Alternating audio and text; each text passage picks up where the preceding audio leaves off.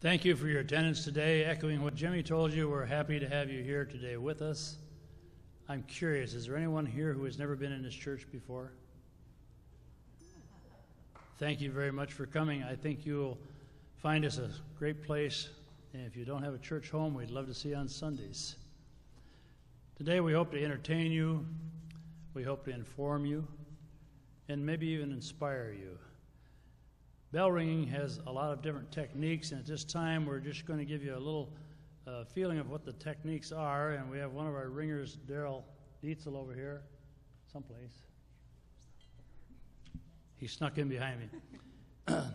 These techniques have names, and he will demonstrate what each one of them is, and these will be techniques you'll see in the performances today.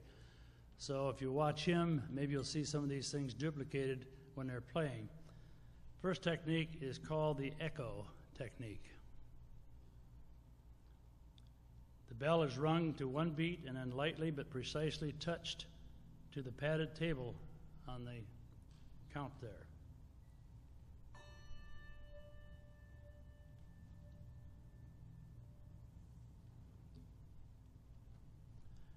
The next technique is known as the gyro or hero if you're Greek. In this technique, the handbell is rung, and then while being held in a vertical position, it is slowly rotated to produce a slight vibration in the sound.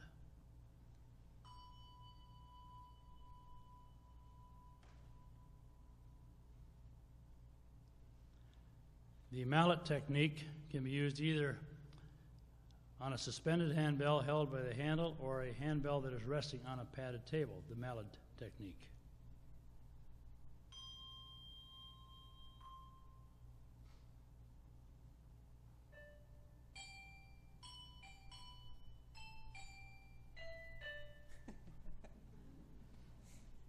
You can hum along if you know the tune. The martelletto is a technique where the handbell is rung by holding it by the handle and gently striking the full body of the handbell horizontally on a padded table.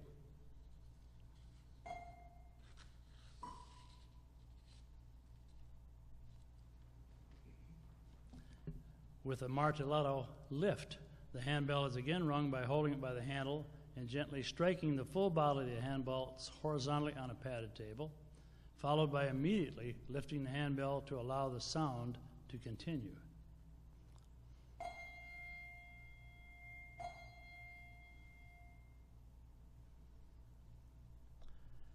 For a pluck, the handbells are placed on the padded table and the sound is produced by moving the clappers manually.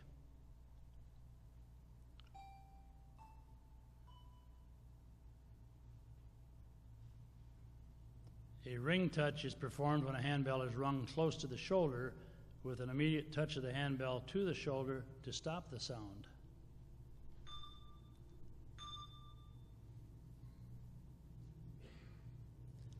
With a shake technique, the handbell is rapidly moved forward and backward, causing the clapper to strike both sides of the handbell.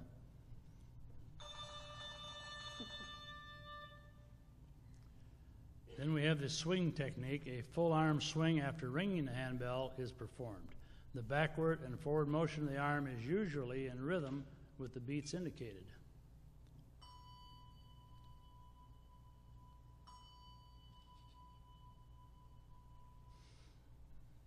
A thumb damp is used to produce a quick, stopped sound when the clapper strikes the handbell.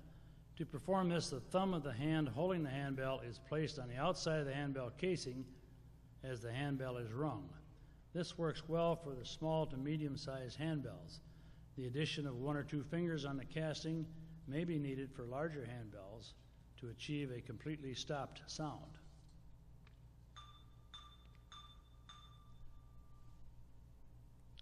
And lastly, the final technique is the table damp. To perform this, the handbell is rung and then the mouth of the handbell is pressed firmly into the padded tabletop to stop the sound.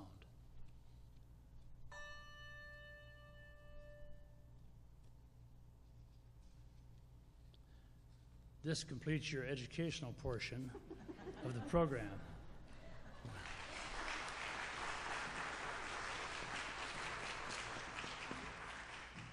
Certainly we will not have a test at the end of it, but it is informational, and I was learning as we went along. I'm not a bell ringer, and I'm a bell reader. You know, I read something which I think is rather profound. A bell isn't a bell until it is rung. That's a tribute to Oscar Hammerstein, the great musician. And I think that what you see here is something that is taken and shaped into a form of entertainment that I think you'll love. Holy, holy, holy.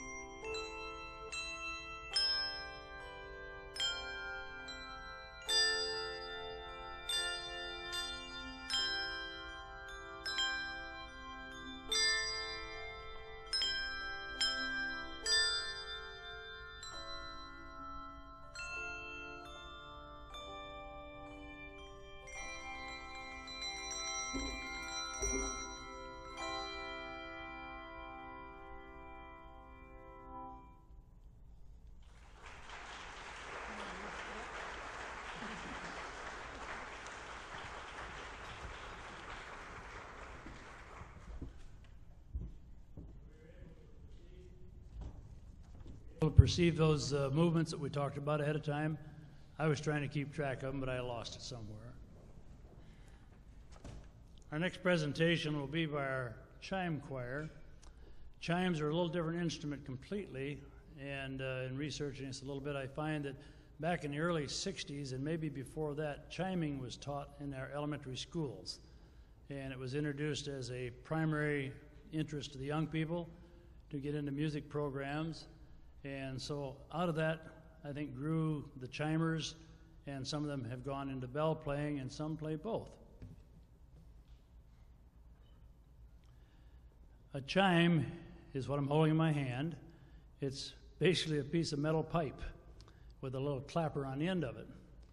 In the early days, bells and chimes were used to ward off evil spirits and sometimes used to bless people, which I will do for you today.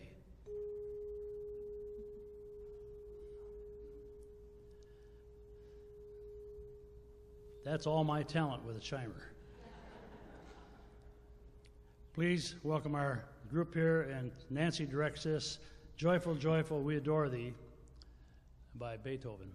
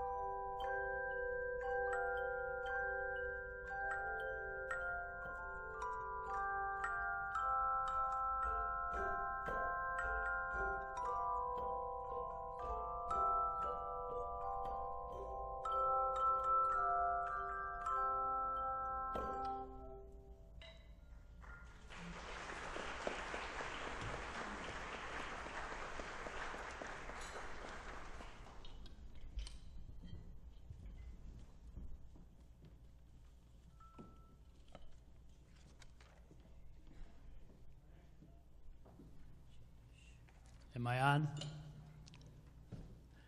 The next number is a suite for handbells. It's going to be in 4 movements, so if you would hold your reaction until the 4th movement is finished. It's written by Michael Hellman, who is a music director over in Cape Coral, and he does quite a little bit of writing, and we'll be doing something a little later on in the program by him. And this is a special number that I've not heard before, so I'm looking forward to it. Second Suite by Michael Hellman. It has a 4-part prelude, soliloquy, a grand march, and a scherzo.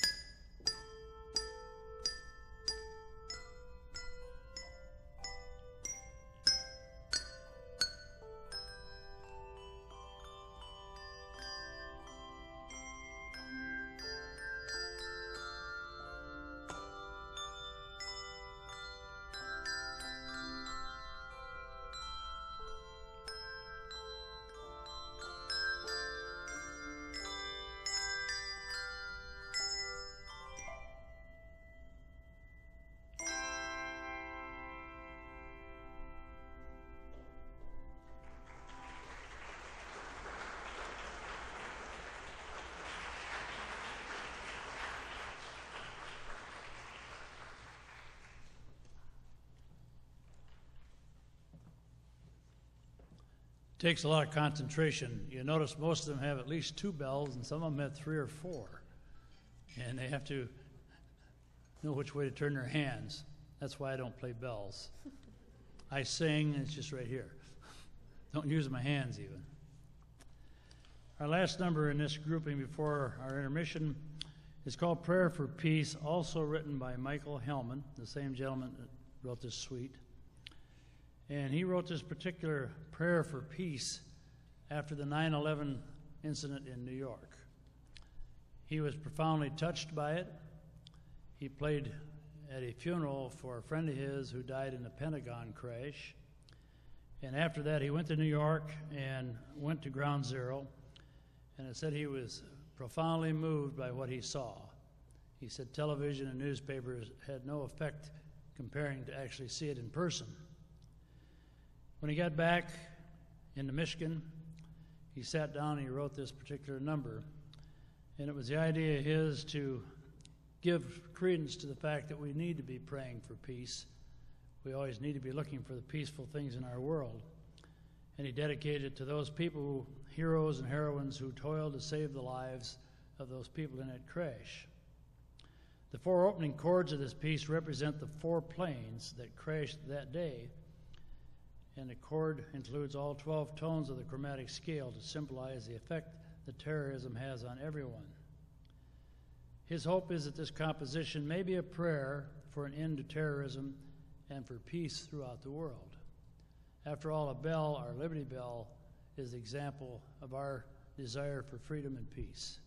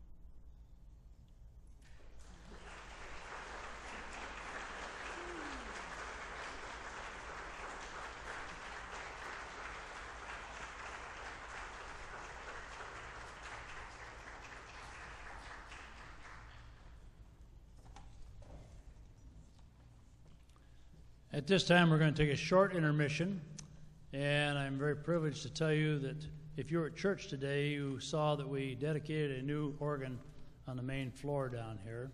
Not an organ, I'm piano. My mind is still playing up here. And Priscilla Wonka, one of our choir members, is going to be playing during a time when we're going to pass the baskets. If you can help us out with a love offering, that goes into our music program, pay for things that we have to pay for. And she's going to play Change My Heart, O God, Terrace Theme, and Chicago. Listen to the tones of the new piano.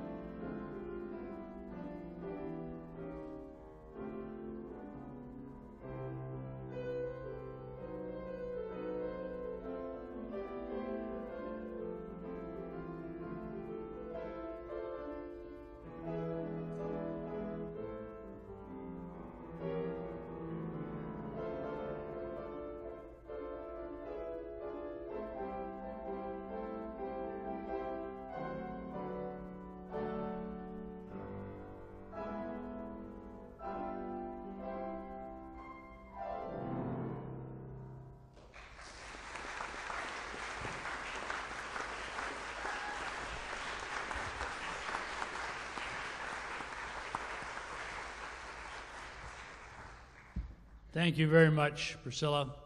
She's one of our own. Isn't it wonderful to have talent in a church like this that we have here and here? God gives us each special talents.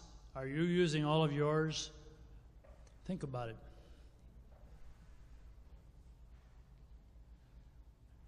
Our next section has a couple of numbers that I think will be familiar to you. They'll be by our bell ringers, Canon in D by Peshabel, and it will have an organ accompaniment. Also, the Ukrainian bell carol, and I think you'll recognize both of these.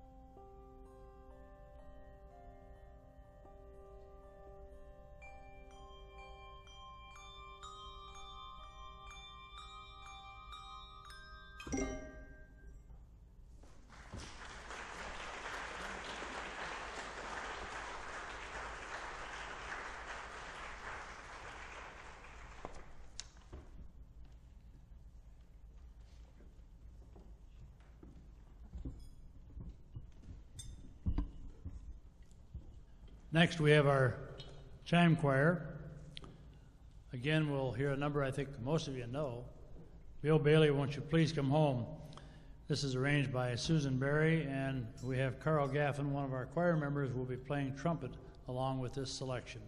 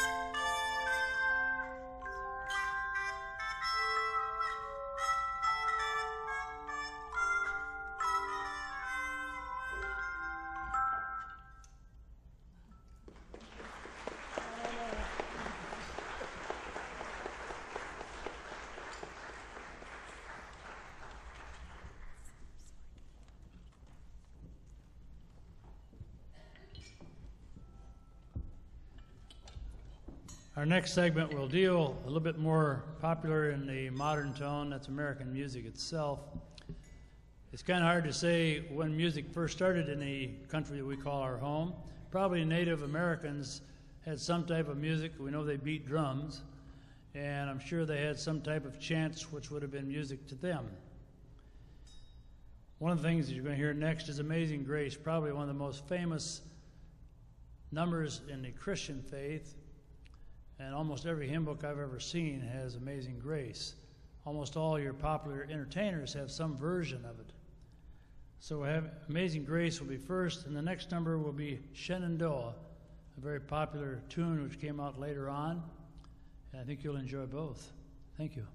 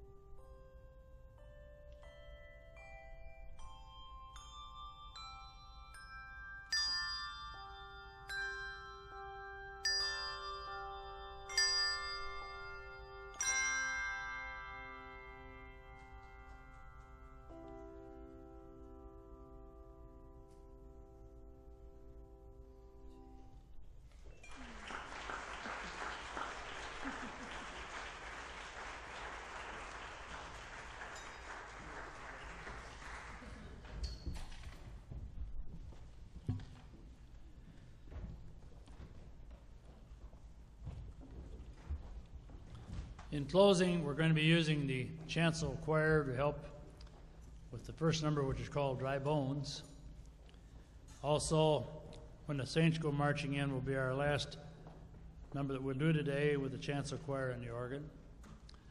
I sincerely hope you've enjoyed this afternoon. I hope you learned something about bells you didn't know. I certainly did. I hope you've enjoyed the work that these two directors and this choir have put in, because they have worked very hard.